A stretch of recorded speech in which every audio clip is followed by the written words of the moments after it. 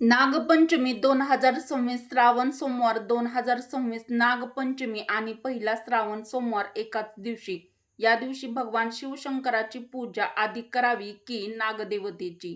स्त्रियांनी कोणते नियम पाळावेत? कोणती कामे टाळावीत? उपवास कसा करावा आणि या दिवशी होणारी ही मोठी एक चूक टाळा. काय करावे, काय टाळावे? नमस्कार मित्रांनो, श्री स्वामी समर्थ. हर हर महादेव. यंदा 2026 मध्ये श्रावण महिन्याची सुरुवात गुरुवार 13 ऑगस्ट 2026 पासून होत असून शुक्रवार 11 सप्टेंबर 2026 रोजी श्रावण महिन्याची सांगता म्हणजे समाप्ती होणार आहे. श्रावण महिना भगवान महादेवांना समर्पित असलेला अत्यंत पवित्र महिना मानला जातो. या महिन्यातील प्रत्येक सोमवार विशेष महत्त्वाचा असतो. यंदा सोमवार 17 ऑगस्ट 2026 रोजी श्रावणातील पहिला सोमवार आलेला आहे.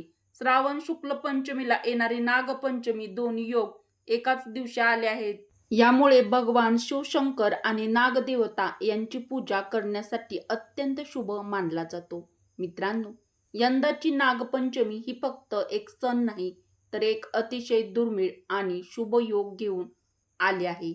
कारण 2026 मध्ये नागपंचमी आणि श्रावणातील पहिला सोमवार एकाच दिवशी येत आहे. भगवान शिवांचा अत्यंत प्रिय वार आणि शिवाच्या गळ्यात विराजमान असलेल्या नागदेवतेचा पवित्र सण हे दोन्ही एकाच दिवशी येणं ही साधी गोष्ट नाही. पण या दिवशी असे कोणते शुभ योग जुळून येत आहेत ज्यामुळे या दिवसाचे महत्त्व अनेक पटीने वाढणार आहे. या दिवशी भगवान शिवांची पूजा आधी करावी की नागदेवतेची? स्त्रियांनी कोणते नियम पाळावेत? कोणती कामे टाळावीत? उपवास कसा करावा आणि या दिवशी अशी कोणती एक चूक आहे जी अनेक लोक नकळत करतात आणि त्यामुळे पूजेचे संपूर्ण पुण्य कमी झाल्याचे मानले जाते. याचबरोबर या दिवशी कोणता मंत्र म्हणावा, कोणता अभिषेक करावा, कोणते दान करावे आणि कोणत्या उपायामुळे महादेव व नागदेवतेची कृपा लवकर प्राप्त होते हेही आज आपण सविस्तर जाणून घेणार आहोत. त्यामुळे हा व्हिडिओ शेवटपर्यंत नक्की पहा, कारण शेवटच्या भागामध्ये मी एक असा पारंपरिक नियम सांगणार आहे जो आजकाल अनेकांना माहीतच नसतो. चला तर मग जाणून घेऊया. 2026 मधील नागपंचमी आणि श्रावण सोमवार एकाच दिवशी आल्यामुळे या दिवसाचे धार्मिक महत्त्व नेमके काय आहे? आपल्या हिंदू धर्मात श्रावण महिना हा भगवान महादेवांना अत्यंत प्रिय महिना मानला जातो. या संपूर्ण महिन्यात शिवभक्त उपवास करतात, रुद्र अभिषेक करतात, बेलपत्र अर्पण करतात आणि ओम नमः शिवाय या मंत्राचा जप करून महादेवांची कृपा मिळवण्याचा प्रयत्न करतात. विशेषतः श्रावणातील प्रत्येक सोमवार हा शिवपूजेसाठी अत्यंत शुभ मानला जातो. मित्रांनो, श्रावण शुक्ल पंचमीला साजरी केली जाणारी नागपंचमी हा आपल्या सनातन हिंदू धर्मातील अत्यंत प्राचीन सण आहे. या दिवसाबद्दल अनेक पौराणिक संदर्भ सांगितले जातात. श्रावण शुक्ल पंचमीच्या दिवशी भगवान श्रीकृष्णांनी कालिया नागाचा पराभव करून यमुनेच्या डोहातून सुरक्षित बाहेर येत गोकुळवासियांना दिलासा दिला. यामुळे या पवित्र तिथीला नागपूजेचे विशेष महत्त्व प्राप्त झाल्याचे मानले जाते. तसेच भगवान शिवांच्या गळ्यात वासुकी नाग विराजमान असल्यामुळेही या दिवशी नागदेवतेची पूजा विशेष श्रद्धेने केली जाते. नागपंचमीच्या दिवशी नागांना देवत्व प्राप्त झालेलं असतं. नागपंचमीच्या दिवशी बऱ्याचशा स्त्रिया नागदेवतेला आपला भाऊ मानून हा सण साजरा करतात. तर यंदा नागपंचमीला आणखीन एक विशेष महत्त्व प्राप्त झालं आहे, कारण नागपंचमी आणि श्रावणातील पहिला सोमवार एकाच दिवशी आले आहेत. त्यामुळे या दिवशी कोणते शुभ योग जुळून आले आहेत, काय करावं, काय टाळावं आणि कोणत्या पद्धतीने पूजा करावी, पूजा करण्याची योग्य पद्धत काय आहे हे आपण आता सविस्तर आजच्या व्हिडिओमध्ये जाणून घेणार आहोत. नागपंचमी हा दिवस नागदेवतेच्या पूजेसाठी समर्पित आहे. आपल्या धर्मग्रंथामध्ये नागांना केवळ सर्प म्हणून पाहिलेलं नाही, तर त्यांना दैवी शक्तीचं प्रतीक मानलं जातं. भगवान शिवशंकराच्या गळ्यात वासुकी नाग विराजमान आहेत. भगवान विष्णू शेषनागावर शयन करतात. समुद्र मंथनातही वासुकी नागाची महत्वाची भूमिका होती. आता विचार करा, ज्या दिवशी भगवान शिवांचा सर्वात प्रिय वार आणि त्यांच्या गळ्यात विराजमान असलेला नागदेवतेचा पवित्र सण एकाच दिवशी येतो, त्या दिवसाचं महत्त्व किती वाढत असेल. अतिशय दुर्मिळ योग जुळून आलेला आहे. यामुळे याचे महत्त्व अधिक पटीने वाढलेलं आहे. यामुळे या काळामध्ये जेवढं शक्य होईल तेवढं तुम्हाला जप, तप, दान, उपवास, व्रत आणि काही प्रभावी उपाय देखील या दिवशी करायचे आहेत. या दिवशी भगवान शिव आणि नागदेवतेची भक्तिभावाने पूजा केल्यास शिवकृपा प्राप्त होते. पण जीवनातील अडथळे दूर व्हावेत, कुटुंबात सुख शांती नांदावी आणि नकारात्मकतेपासून संरक्षण मिळावे अशी प्रार्थनाही केली जाते. मित्रांनो, ज्यांच्या कुंडलीमध्ये कालसर्पदोष आहे, पितृदोष आहे, तर त्यांनी या नागपंचमीच्या दिवशी कालसर्पदोष किंवा पितृदोषाशी संबंधित उपायही करतात. मात्र असे उपाय जाणकार गुरु, पुरोहित किंवा ज्योतिषांच्या मार्गदर्शनाखालीच करावेत. परंतु भगवान शिवांची उपासना, महामृत्युंजय मंत्राचा जप, ओम नमः शिवाय या पंचाक्षरी मंत्राचे स्मरण, नागदेवतेची श्रद्धेने पूजा ही प्रत्येक भक्ताने करावी. पण मित्रांनो, 2026 मध्ये नागपंचमी फक्त श्रावणी सोमवारमुळेच विशेष नाही. या दिवशी काही शुभ योगही जुळून येत आहेत.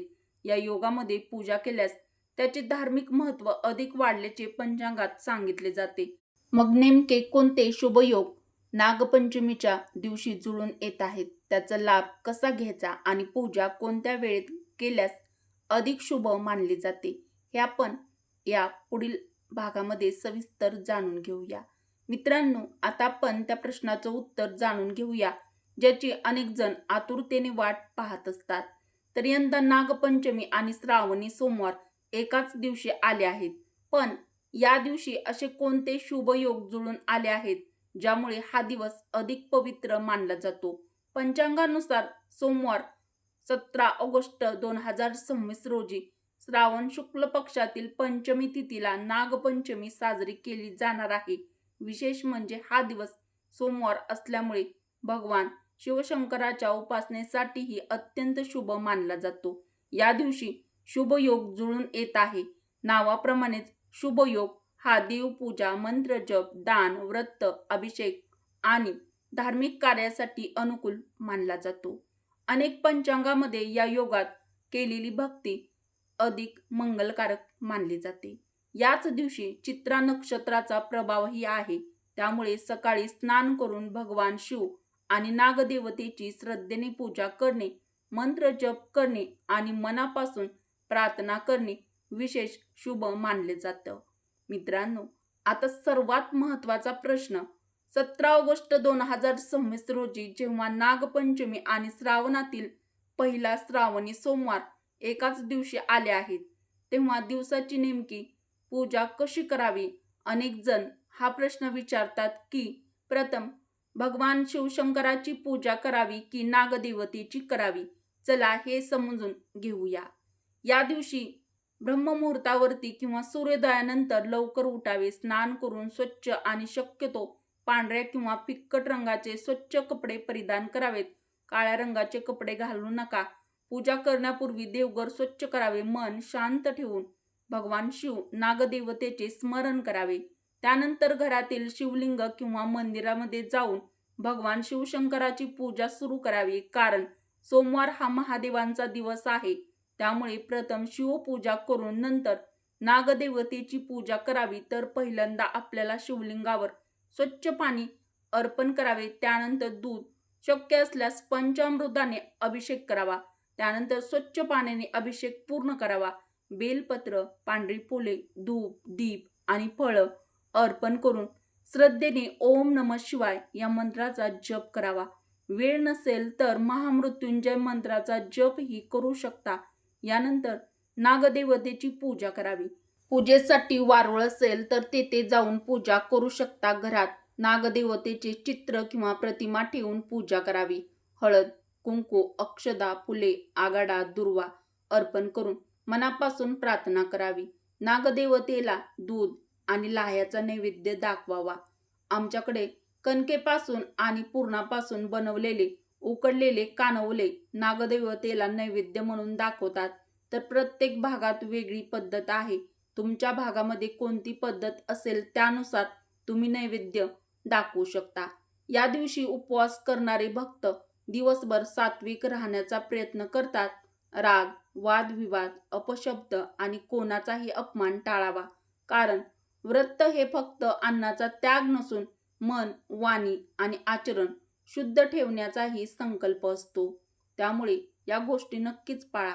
नागपंचमीच्या दिवशी नेमकं काय करू नये, स्त्रियांनी कोणते पारंपरिक नियम पाळावेत आणि मित्रांनो, आता आपण त्या भागाकडे आलो आहोत ज्याची अनेक जण आतुरतेने वाट पाहत असतात.